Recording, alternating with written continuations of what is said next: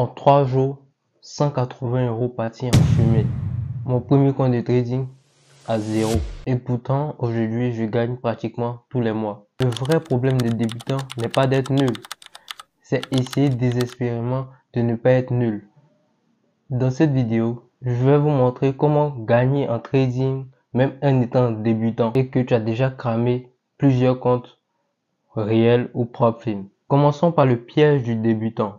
Si tu observes bien, la majorité des débutants font la même chose. Ils veulent devenir pro tout de suite. Tu regardes une vidéo A et elle te dit, bah j'ai fait 10 000 € cette semaine. Tu testes la stratégie le lendemain et tu perds de l'argent.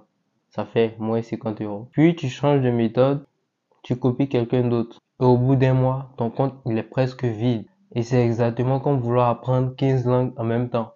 Tu finis par ne pas savoir dire j'ai faim dans aucune. Le vrai problème, tu Skype l'apprentissage et tu veux passer à beaucoup plus intéressant au plus vite. Pourtant, l'étape la plus importante, c'est apprendre à trader en étant nul, mais intelligemment. On dit les hommes mentent, mais pas les chiffres. Alors la vérité se trouve toujours dans les maths. Tu veux un fait qui va te sauver pratiquement la vie et la vie de tes comptes? Ne jamais risquer plus de 1% de ton capital par trade. Oui, tu as bien entendu 1%, mais moi je dis à mes élèves, risquez le risque maximal acceptable. Et si tu veux savoir un peu plus, je fais une vidéo à ce sujet qui s'affichera quelque part ici ou là. Donc revenons à la règle des 1%. Mathématiquement, avec cette règle, même si tu perds 69 fois de façon consécutive, tu ne perdras jamais la moitié de ton compte. 69 trades, c'est pratiquement impossible. Maintenant, nous allons comparer à quelqu'un qui risque 10% par trade. Au bout de 7 pertes, il se retrouve à moins 70. Il a presque cramé son compte. Et ça, c'est la différence entre survivre et cramer son compte. Ce n'est pas le talent, ce n'est pas la chance, c'est juste la discipline et surtout la gestion du risque. Maintenant, nous allons voir comment trader en étant nul. Voici le vrai secret, la méthode du débutant intelligent. La première étape commence avec un petit compte de 500 €. Oui, 500 €. J'ai pas dit 500 000 €, j'ai dit 500 €.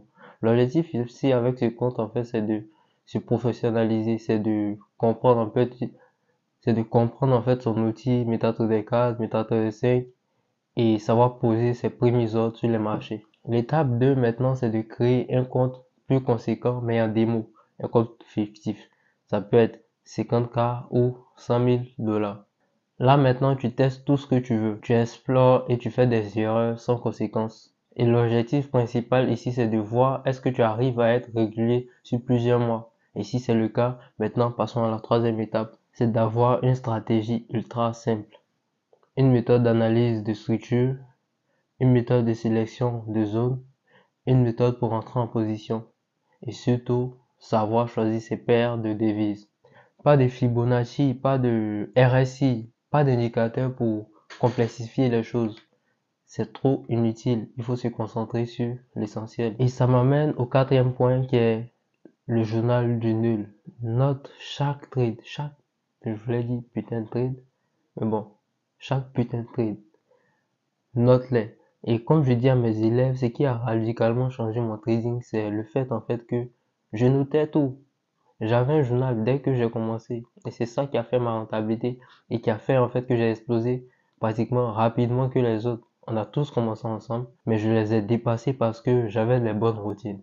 Donc mettez ça en place, fixez des règles. Est-ce que j'ai respecté mon plan? Si oui, comment continuer dans cette voie? Sinon, comment améliorer ça? Quelles étaient les émotions en fait qui m'ont fait rater en fait, qui m'ont fait dévier de mon plan tout simplement.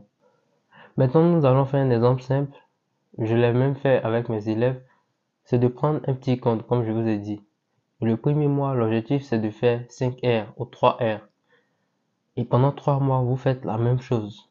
Cherchez à faire 3 à 5 R. Cherchez à faire 3 à 5 R. Et à la fin, vous verrez en fait, est-ce que j'ai pu faire les 5 R, les 3 R demandés? Est-ce que tous mes mois sont positifs? Et si c'est le cas, vous passez à l'étape supérieure maintenant, c'est de chercher à se faire financer par les sociétés, des profils. Et ce qui est dingue avec ça, c'est que tu te rends compte que tu es profitable même étant nul. Et ça change ta conception des choses. Et maintenant, tu as beaucoup plus de confiance en fait quand tu as abordé les profils. Antoine, l'un de mes élèves, a pratiquement fait la même chose. L'objectif ici, c'était de prendre un petit compte de 50 € et de progresser avec ça pour pouvoir s'auto-financer ses challenges. Et c'est ce qu'il fait aujourd'hui. Il a un petit compte de 50 € et l'objectif, c'est de prendre ce compte de 50 € là, de le faire fructifier et ensuite les investir en fait en challenge. Et ces challenges là, une fois validés, ça compense largement en fait les dépenses, ça compense largement les investissements, d'autant plus que si tu réussis une propre firme, la société en fait te redonne ton argent. La répétition est pédagogique, donc petit rappel, 1% par trade. À la fin de la semaine, vous avez un objectif défini, 3 R ou peut-être 5 R, ça dépend de vous. Mais l'objectif, c'est d'avoir un risque en fait qui va vous permettre de préserver votre capital correctement. Stop loss sacré, jamais déplacer son stop loss en négatif, mais plutôt en positif lorsque c'est pour protéger ses gains. Limite journalière, définir en fait une limite qui va vous permettre en fait de vous détacher, du marché. Ça peut être 2%, 3%, c'est à vous de le définir, mais je recommande maximum 2%. Disjoncteur hebdo, c'est intéressant ça. Tu dois aussi définir une limite par semaine. Combien est-ce que tu es prêt à perdre par semaine, ta limite? Alors, maintenant passons au plan de progression. On veut être un trader nul qui devient trader confirmé.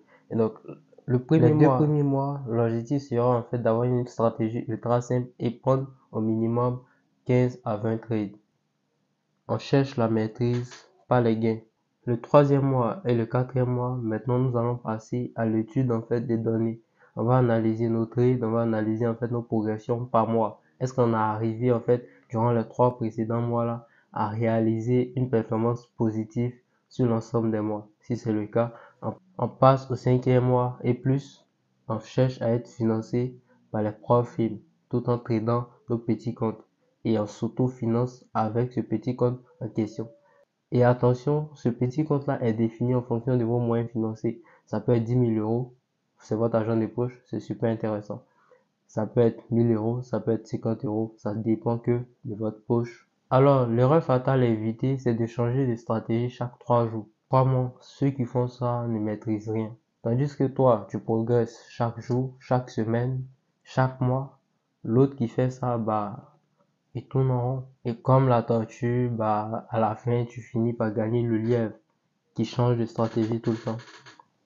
Alors les gars, acceptez d'être nul au début, c'est normal. Nous tous, nous avons commencé en fait par là. Donc, commencez petit, respectez vos règles, ayez un plan de trading, un journal bien défini et où vous remplissez. Ça ne sert à rien de l'avoir et de ne pas le remplir en fait. Et donc, à la fin de cette vidéo, tu as deux choix.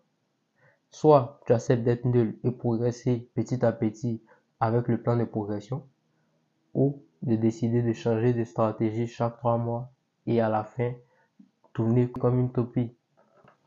Ce qui est intéressant, si tu choisis le plan A, 6 mois après, tu pourras m'appeler ou m'envoyer un message pour me dire j'avais raison et tu me remercies pour cette vidéo. Et c'est ce que je veux pour toi. Donc si tu as aimé la vidéo, n'hésite pas à la liker, à la commenter et surtout à la partager à quelqu'un qui a besoin d'entendre cela. Et si tu veux rejoindre mon école, c'est le premier lien dans la description. Je compte sur toi. C'était Jean-David.